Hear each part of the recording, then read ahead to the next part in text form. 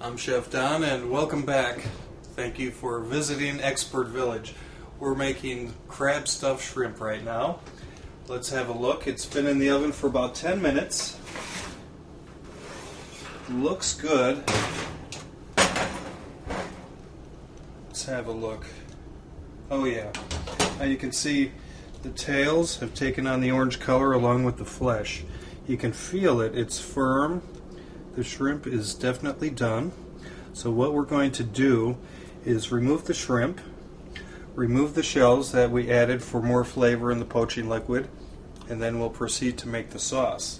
When you plate the shrimp, have the tails point in the same way. Okay, have them all pointed in the same direction, usually toward the outside of the plate. That's strictly for presentation purposes, but everything looks perfect here. Now we will remove the shells. Let me grab my trash can. Grab the shells. Get rid of those. We don't need the shells in the sauce anymore. We got all the flavor out of those that we need. So now what I'm going to do, I'll keep the shrimp hot. Place the plate back in the oven until the sauce is ready. We'll fire up the burner again.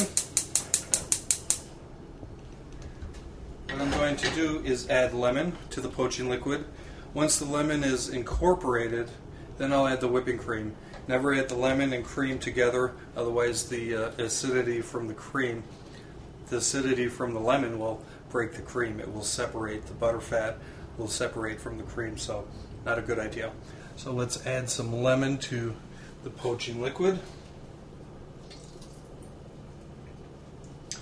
We'll bring this to a boil, and then we will add the heavy whipping cream and basil. The basil you don't want to add too early.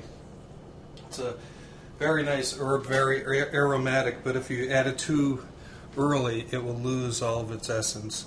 So we'll add the cream and then the basil, bring it to a boil. The cream will help the sauce thicken up through reduction, and then we'll be ready.